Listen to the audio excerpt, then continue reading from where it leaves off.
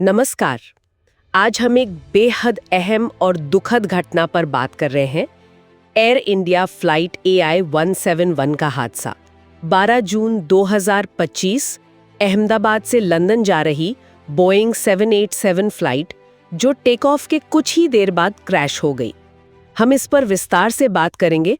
हमारे पास air India AI 171 त्रासदी, उड़ान के रहस्य, लेख और कोरोटेक्ना के अपडेट्स हैं। समझने की कोशिश करेंगे कि हुआ क्या था। ये हादसा बहुत ही भयानक था। 242 लोग थे विमान में और सिर्फ एक ही बच पाया। हाँ, ये आंकड़े ही दहला देते हैं। और इससे भी ज्यादा दुखद ये हुआ कि विमान एक कॉलेज हॉस्टल पर जा गिरा। जमीन पर भी 19 जाने गईं। हाँ, वो खबर भी आई थी, बहुत से लोग घायल भी हुए। लेकिन जो बात सबसे ज्यादा चौंकाती है और शायद आज हमारी चर्चा का केंद्र भी है, वो ये कि टेक ऑफ के सिर्फ 32 सेकंड बाद, सिर्फ 32 सेकंड, हाँ, विमान के दोनों इंजन बंद हो गए एकदम अचानक। को फ्यूल सप्लाई रोक दी गई थी। जानबूझकर या अनजाने में ये स्विच उस स्थिति में थे जो फ्यूल रोक देती है। लेकिन, और ये बहुत महत्वपूर्ण है, इंजनों में कोई तकनीकी खराबी नहीं मिली। अच्छा, इंजन ठीक थे? हाँ, शुरुआती जांच तो यही कहती है इंजन पूरी तरह से काम करने लायक थे। तो ये एक बड़ा सवाल है, चलते इंजन बंद क्यों हुए अगर वो खराब नहीं थे और स्विच कट ऑफ पर थे? और इस रहस्य को और गहरा करती है कॉकपिट वॉइस रिकॉर्डर, मतलब CVR की रिकॉर्डिंग। हाँ, CVR, जिसमें पायलटों की बातचीत रिकॉर्ड होती है। उसमें क्या मिला? उसमें जो बातचीत दर्ज हुई है वो स्थिति को और उलझा देती है। पायलटों के बीच कंफ्यूजन साफ सुनाई देता है। रिकॉर्डिंग में एक पायलट दूसरे से पूछ रहा है, आपने क्यों कट ऑफ किया? ओह! और दूसरा पायलट जवाब देता है, मैंने नहीं किया। मैंने नहीं किया? तो फिर किसने किया? ये तो बहुत ही अजीब बात है। तो इसका क्या मतलब निकालें? इंजन काम कर रहे थे, फ्यूल स्विच कट ऑफ पर थे और दोनों पायलट कह रहे हैं कि उन्होंने ऐसा नहीं किया। तो फिर ये हुआ कैसे? क्या ये मुमकिन है कि कोई सिस्टम फेलियर हो जिससे स्विच अपने आप कट ऑफ हो जाए? देखिए, यही वो $1 मिलियन सवाल है जिसकी जांच हो रही है। कई थियरीज पर काम चल रहा है। एक तो है मानवीय भूल। हो सकता है टेक ऑफ के उस तनाव भरे माहौल में गलती से अनजाने में हाथ लग गया उस स्विच पर। ऐसा पहले हुआ है, बहुत दुर्लभ है पर हुआ है।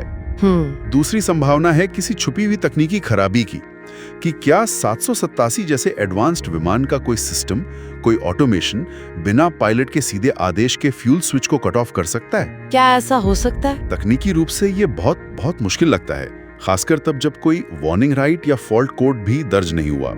कोरोटेका अपडेट्स भी इसी तरफ इशारा कर रहे हैं कि ऑटोमेशन और कॉकपिट इंटरफेस की बारीकी से जांच हो रही है। और CVR रिकॉर्डिंग में इस बातचीत के अलावा क्या कोई और आवाज, कोई अलार्म, कुछ ऐसा सुनाई दिया? सूत्रों के मुताबिक सामान्य कॉकपिट की आवाजें थी, इंजन की हल्की आवाज, हवा का शोर, ये सब था। लेकिन इस हैरान करने वाली बातचीत के अलावा कोई स्पेसिफिक अलार्म या ऐसी असामान्य आवाज नहीं मिली जो सीधे इंजन बंद होने का कारण बता सके। ये खामोशी भी अपने आप में एक पहेली है। क्या कोई ऐसी चीज थी जिसने पायलटों का ध्यान भटकाया जो रिकॉर्ड नहीं हुई? ये जांच को और मुश्किल बना देता है। इस हादसे का मानवीय पक्ष बहुत भारी है। इतने सारे परिवारों ने अपनों को खोया, वो अकेला बचा यात्री, उसका ट्रॉमा और जमीन पर मारे गए लोग। हाँ, बिल्कुल। ये भारत के हाल के सालों की सबसे भीषण हवाई त्रासदियों में से एक है। पूरा देश हिल गया था। इसीलिए ये जरूरी है कि जांच सही नतीजे पर पहुंचे, न सिर्फ सुरक्षा के लिए बल्कि उन परिवारों के लिए भी जिन्हें जवाब चाहिए। सही कहा। ये घटना विमानन सुरक्षा के कई स्थापित मानकों पर सवाल उठाती है। हमें सोचने पर मजबूर करती है कि कैसे इतने एडवांस टेक्नोलॉजी वाले विमान में, जहां इतने सेफ्टी मेजर्स होते हैं, ऐसी स्थिति बन सकती है। इंसान और मशीन के बीच के वो जटिल रिश्ते को भी दिखाता है। हाँ, कि कब ऑटोमेशन मदद करता है और कब वो शायद कंफ्यूजन पैदा कर सकता है। बिल्कुल। और जब सब कुछ सामान्य लग रहा हो तब भी ऐसी तबाही हो सकती है। ये दिखाता है कि हमें लगातार सीखते रहना होगा और अप्रत्याशित के लिए तैयार रहना होगा। तो अंत में हमारे पास ये अनसुलझा सवाल है, फ्यूल स्विच कट ऑफ कैसे हुए?